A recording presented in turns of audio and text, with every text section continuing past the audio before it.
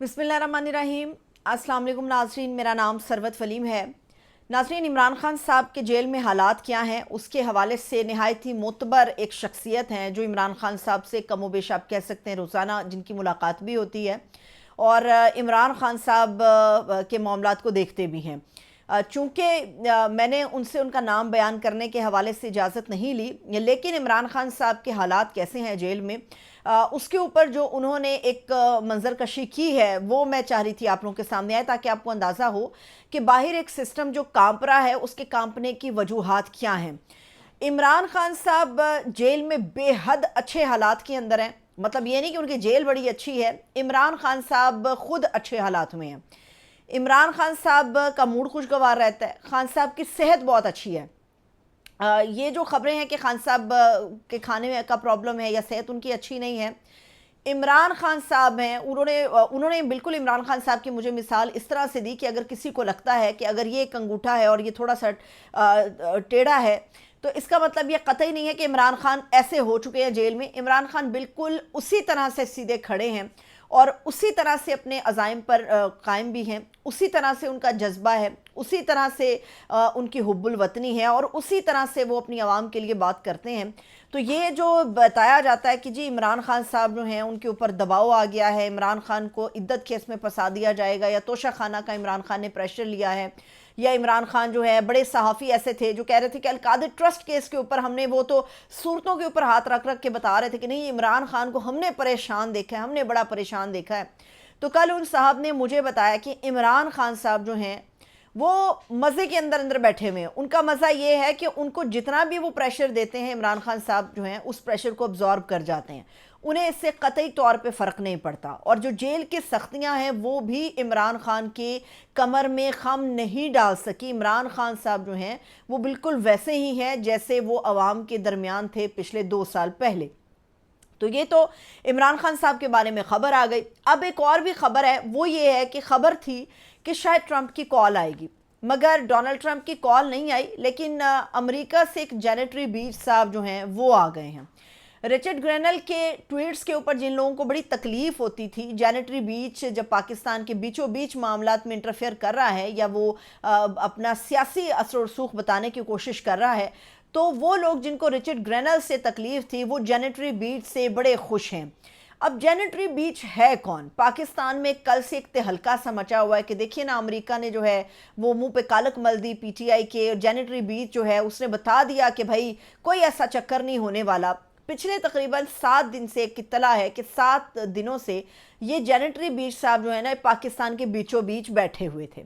फिर कल सडन जो है इनकी तकरीब रुनमाई कर दी गई, इनका जो चेहरा है वो मीडिया की जिनत बना दिया गया। और ना सिर्फ मीडिया की जिनत बनाया बल्कि जेनेटरी बीच की बाकायदा तौर पे सहाफ़ियों के साथ मुलाकात भी करा दी। जेनेटरी बीच ने बाकायदा तौर पे चंद सहाफ़ियों को इंटरव्यू भी दे दिए। अब जेनेटरी बीच है कौन? जेनेटरी बीच को अगर आप गूगल पे सर्च करें या जेनेटरी बीच का कोई आप पता करने की कोशिश करें तो जैसे दुनिया में बहुत सारे आम लोग नामालूम से ही रहते हैं, उनके अजीज़ व अकारिब के अलावा शायद ही उन्हें कोई जानता हो, तो जेनेटरी बीच जो हैं वो अपनी ऐसी ही शख्सियत रखते हैं। पाकिस्तान के मौजूदा जो हालात हैं उसके अंदर एक शख्स आया, उसने कहा कि वो एक सरमायाकारी डेलीगेशन के लीडर के तौर पे आया है जो उसको लीड कर रहा है। वैसे वो उसका सरकार जो अमेरिका की सरकार है उससे कोई ताल्लुक़ नहीं है, मगर पाकिस्तान की जो सरकार है उसने उसको प्रोटोकॉल सरकारी ही दिया,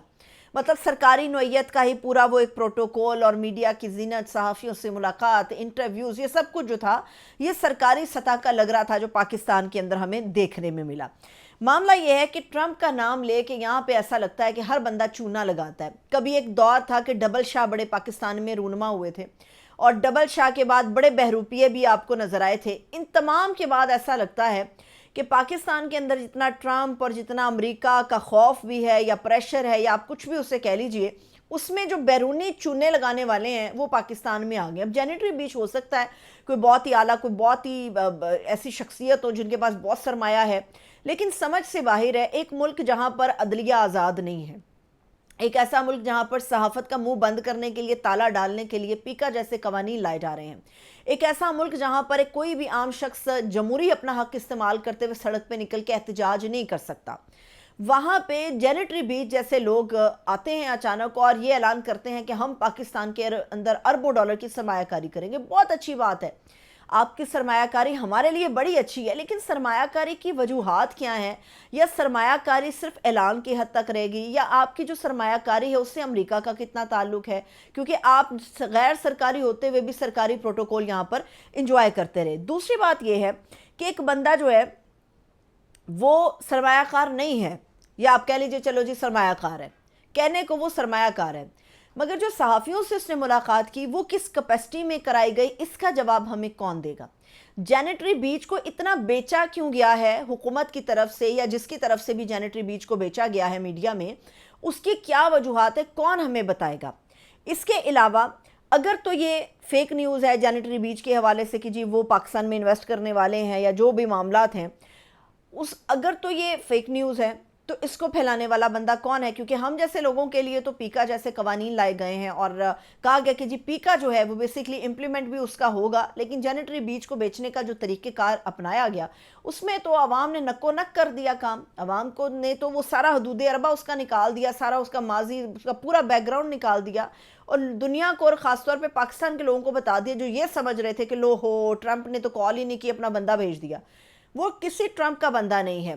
جو امریکن ایمبیسی ہے اس سے ایک وقار خان صاحب ہیں, انہوں نے بھی رابطہ کیا امریکن ایمبیسی سے, اور امریکن ایمبیسی نے ان کو یہ کنفرم کیا کہ یہ اپنی پرسنل کیپیسٹی میں آیا ہوا کوئی شخص ہو سکتا ہے پاکستان میں, لیکن اس کا امریکہ کی سرکار سے یا سرکاری سطح پہ اس کا کسی قسم کا کوئی اتنا تعلق ہے, اور نہ ہی ہمیں ہمارے اس حوالے سے کوئی اپڈیٹ موصول ہوئی ہے. اب آتے ہیں پیکا قانون کے اوپر. پیکا قانون بیسکلی یہ ہے کہ جی سوشل میڈیا پہ آواز کیوں آتی ہے, سوشل میڈیا پہ آواز کیوں آتی ہے؟ اب اس آواز کو کوئی اگر جھوٹی آواز یا فیک نیوز کہہ دے تو پھر اس میں کیا کیا جا سکتا ہے؟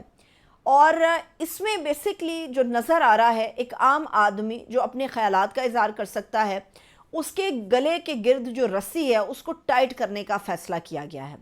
اب یہاں پہ جو اور بھی بدترین کام ہوا وہ یہ ہوا کہ پہلے 2022 کے اندر جو صدارتی آرڈیننس آیا اور اس کے بعد یہ چیزیں آگے پراپرلی بڑھیں, تو اس وقت جو اتھارٹیز بنائی گئی تھی ان تمام نیوز اور اس کے اوپر چیک رکھنے کے لیے,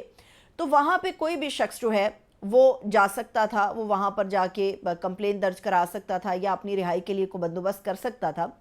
لیکن سوال یہ ہے کہ اب جو اتھارٹی پیکا کی بنائی گئی ہے اس میں انہوں نے یہ واردات ڈالی ہے کہ اب آپ ٹربیونل کا جو اگر فیصلہ آپ کے خلاف آتا ہے تو آپ اس فیصلے کے خلاف ہائی کورٹ کے اندر نہیں جا سکتے, اور جو شخص سپریم کورٹ میں جائے گا, ظاہر سی بات ہے کیونکہ آپ کے پاس صرف آپشن یہ ہے کہ آپ ٹربیونل کے فیصلے کے خلاف سپریم کورٹ میں جائیں گے. جب آپ سپریم کورٹ میں جائیں گے تو وہاں پر جو بیٹھنے والا وکیل ہے جس کو آپ اپنے لیے دفاع کے طور پہ استعمال کریں گے یا ہائر کریں گے, تو وہ شخص سینکڑوں میں یا ہزاروں میں فیس نہیں لیتے. سپریم کورٹ آف پاکستان کے جو وکلاء ہیں کم سے کم وہ لاکھوں کے اندر تنخواہ وصول کرتے ہیں, یا وہ لاکھوں کے اندر کیس کی فیس جو ہے اس کو وصول کرتے ہیں. تو ایک عام شخص جو کسی بھی چوک چراہے سے, گھر کے چوبارے سے, گھر کے کمرے سے یا کہیں سے بھی اٹھایا گیا ہوگا کہ جی اس نے فیک نیوز پھیلائی ہے, تو ایسی صورت میں وہ سپریم کورٹ کے اندر جا کے ٹربیونل کے فیصلے کے خلاف نہیں جا سکتا, اپیل نہیں کر سکتا. ایک اور جو موسٹ امپورٹنٹ چیز ہے وہ یہ لگتا ہے کہ موجودہ حکومت پیکا قانون کے نام کے اوپر اپنی جو سیاسی مخالفین ہیں ان سے انتقامی کارروائیاں کرے گی ممکنہ طور پہ. اس کی میں وجہ آپ کو بتاتی ہوں.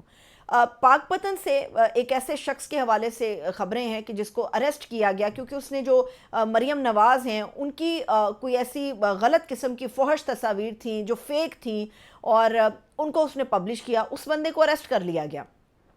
سوال یہ ہے کہ جو بشرا بی بی کی کردار کشی کی جاتی ہے یا ان کے خلاف جو کیمپینز آتی ہیں, چلیے بشرا بی بی کے علاوہ جو دیگر صحافی خواتین ہیں, صحافی نہ بھی ہو, جو عام خواتین کی اس قسم کی فیک ویڈیوز یا فیک پکچرز یا فیک پروپیگنڈا اس قسم کا آتا ہے,